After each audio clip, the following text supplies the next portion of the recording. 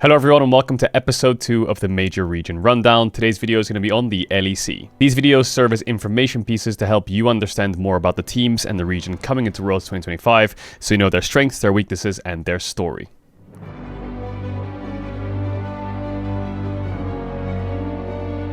Let's start with the LEC's number 1 seed, who is G2 Esports for the 3rd consecutive year. In the top lane we have Broken Blade.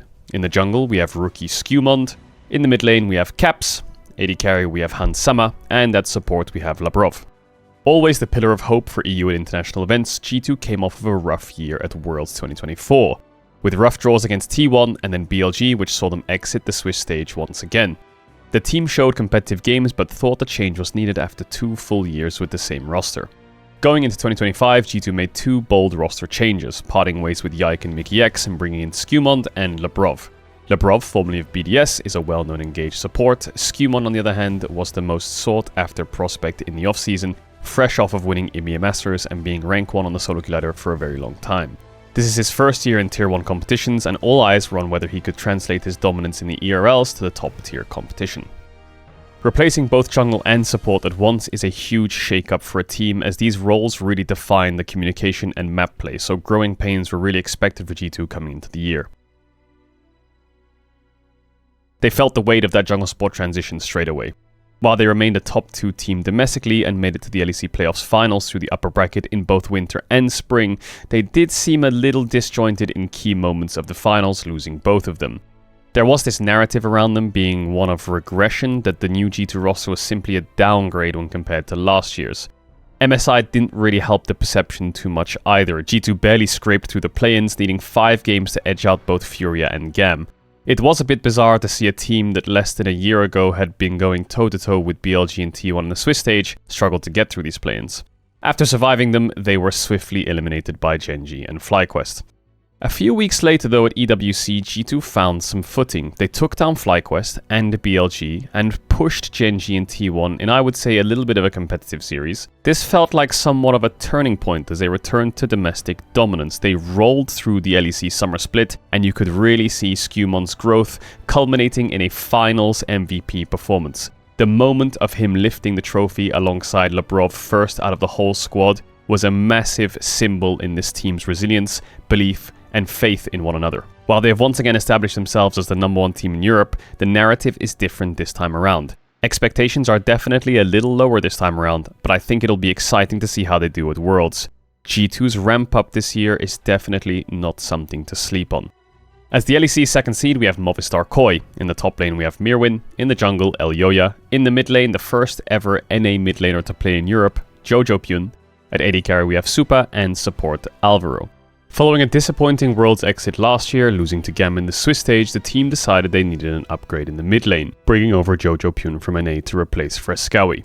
Koi's 2025 season has been a bit strange, a mix of showing a lot of promise and being very frustrating to watch as well sometimes. Winter was quite forgettable. They were a cut above the bottom half of the league, but they couldn't make it past KC or Fnatic in the playoffs. Their spring split, on the other hand, was pretty solid. They beat KC and then G2 to win the title and secured a spot at MSI. Unfortunately, the international run didn't live up to expectations, as they lost to BLG in the first round and were promptly eliminated by CFO in the lower bracket, exiting the tournament without a single series win. And things didn't really get better at EWC either, as the team also exited the first round, losing to T1. In the summer playoffs, they were the 2nd best team in the region, but G2 were clearly a cut above them, beating them in the upper bracket finals and sweeping them in the grand finals as well. MKOI's early games can be explosive and they can show a lot of confidence, and it can sometimes bite them in the ass a little bit. They have a tendency to overextend and throw away massive gold leads by just disrespecting their opponents, getting too cocky, getting too overconfident, and then trying to fight their way back out of it.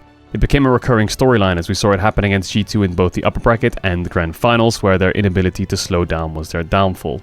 Koi is a team that seems to have a big brotherhood kind of vibe. Last year we talked about how they kind of picked anything they wanted, went with the vibes, and this year seems to be a little bit similar, mostly from their coach Melzed, who looks to be a big driving factor in having this team be on the same page, and reportedly in an interview said that he just had patience written on a whiteboard throughout the split, trying to drill that concept into the team as much as he could, get the players on the same page and make them a bit more patient, because when they're composed they look great, but when they get too comfortable it starts to get sloppy. Individually the pieces are pretty strong. Mirwin has transitioned into a more stable top lane style with less crazy picks, but will still have some pop-off moments. Elyoya continues to be one of the strongest junglers in the region, and has never missed Worlds ever since joining the LEC. Supa and Alvaro were insane in spring, and Jojo has shown to be a very oppressive laner in summer so far. Koi is the kind of team that will make you believe they're phenomenal and then suddenly break your heart. They're exciting to watch, and their players have shown that they're capable of being the best in their role, but their volatility means that my expectations aren't the highest for them at Worlds. As the LEC's third seed, we have the perennial Fnatic. In the top lane, we have Oscarinin. In the jungle, we have Razork. In the mid lane, we have the GOAT of sometimes, Poby. At AD carry, we have Upset, and support, we have Mickey X.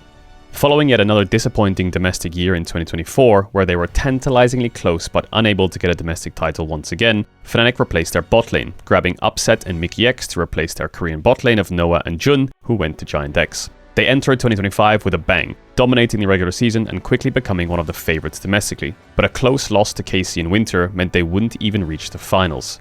A similar story in spring, as they did pretty well in the regular season, but things quickly spiraled out of control in playoffs, getting 3-0'd by K-Corp to finish 4th. Soon after, they dropped a bombshell roster change. Longtime mid laner Humanoid was benched and replaced by rookie T1 Poby for the summer split. The move was initially met with skepticism, benching a veteran for an import mid who wasn't even dominating the LCK-CL. Fnatic's reasoning centered around wanting more consistency in the mid lane regarding gameplay. As summer progressed, the results were starting to justify the gamble. Poby's playstyle leans more into facilitating for the team, which was an ideal fit. Fnatic's entire playstyle through the majority of summer was bot lane, bot lane, bot lane. This new roaming style only increased the amount of attention Fnatic's bot lane was given to have the agency to carry these games. While he might not be as explosive as Humanoid could sometimes be, Poby's role is a facilitator, and he has aided in stabilizing Fnatic's early to mid game. He will often play roaming mids to help these side lanes. The new Fnatic is definitely a more consistent team in terms of map play and macro, and showed strong fundamentals against KC in the summer finals. This team also seems to be quite emotional, and when the vibes are good, you can definitely notice in their play and see how they lift each other up through wins and losses. However, not everything is clicked. While the bot lane is extremely stable with two consistent veterans, the top jungle of Oscarinin and Razork are sometimes a little bit frustratingly inconsistent. One day you'll see Oscar just dominate Kana and look world class, and the next he's collapsing against Mirwin. Eyes on Fnatic's top side, see if they can step up to a consistent world-class level. Heading into Worlds though, Fnatic aren't expected to do a deeper run, but maybe expectations being low is exactly what they need to not crumble under the pressure. As always with these major region rundowns, I love to invite a guest from the actual region that we're talking about to give their thoughts on the region and the teams coming into Worlds as well. To give you a bit more insight, we've got Dagda.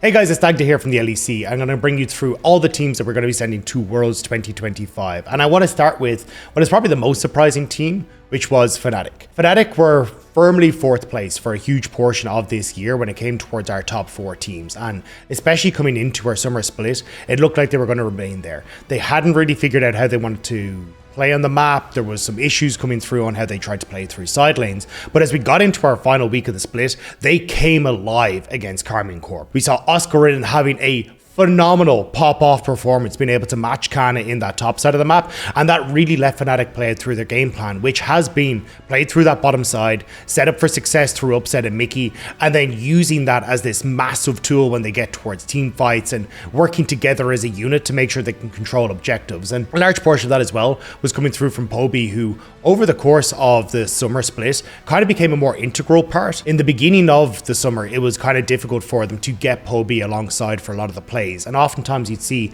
as Fnatic are trying to play around the bottom side of the map, oftentimes Poby could be lagging to the play or be a little bit behind, and it meant that it gave teams that window of opportunity to try and shut down a lot of that aggression on the bottom side of the map. But as we started to move forward in towards our last couple of days of the split, Poby really became a massive part of the play, like picking up things like the Galio. His Orianna was incredibly strong, and really that seemed to be the success that Fnatic found in being able to shut down Karmine Corp and find themselves at Worlds 2025. The next team I'm going to bring up is going to be MKOI. So MKOI, I think, were basically neck and neck with G2 for a lot of this split. It was really coming down to the wire as to who was going to be able to take our championship title. But at the end of the day, unfortunately, MKOI weren't able to match up against G2. Still though, MKOI are a force to be reckoned with. Elyoya and Alvaro are the engine of this team, playing massively around each other in the early stages of the game, finding picks, finding plays, keeping this team as a whole in the early stages, and in particular trying to set up Supa. Supa can be incredibly strong when it comes towards team fights, especially if you can get an early lead. But as we started to see the split move on, definitely this team became less around, hey, can Super be this big carry? And more so about, hey, how can we try and use this engine of Elyoy and Alvaro to enable this team on side lanes? Like you'd see Jojo Pyun on things like the Talia, the Galio, and especially when oftentimes they try and get Elyoy onto the Pantheon, and personally I think Elyoy is probably the best Pantheon that we have in Europe. They were just very, very clean, playing on these side lanes and finding ways to invade into the enemy jungle and constantly keep up this pressure and aggression. We even heard Jojo Pyun talking on Euphoria about how that was kind of the big thing that MKOI were working on the split, was how they could play faster, keep up the pressure, and you definitely got to see that as we came in towards our playoffs as well. Unfortunately though, they were not able to take down G2 because G2 are back. G2 look absolutely spectacular, and it has to be said, the main focal point for this squad has been looking at the two new roster moves. The fact that Lebrov and Skewmond have stepped up massively was what won G2 this finals. Skewmond won finals MVP. He looked absolutely fantastic, was able to take over so many of these games, but that was in no short effort as well, thanks to Lebrov. Lebrov being able to work with him, controlled and dictated the pace of the early game in so many of these games against MKOI, and then G2 kind of fall back into what has been G2's strength for, so many years. Good side lane control, good understanding of when they need to reset, how they can set up around objectives, and then Hans Sama as well have been stepping up massively for this squad in so many team fights. Like, this guy's hands are on absolute fire at the moment, so I'm very excited to see what all three of our teams can do on an international stage, and for the love of God, let us win some of these playoff games and beat NA. Let's go, boys! Thank you for watching episode 2 of the Major Region Rundown. I hope it helped you understand a little bit more about the LEC coming into Worlds 2025. Thank you to Dagda for participating as well. There'll be loads more Worlds content coming every single day on the YouTube, and Worlds will start on the 14th of October at 10 AM CET. If you want to check out T1 versus IG as the first game, I'll be live on twitch.tv/Caedrel. I'll see you there.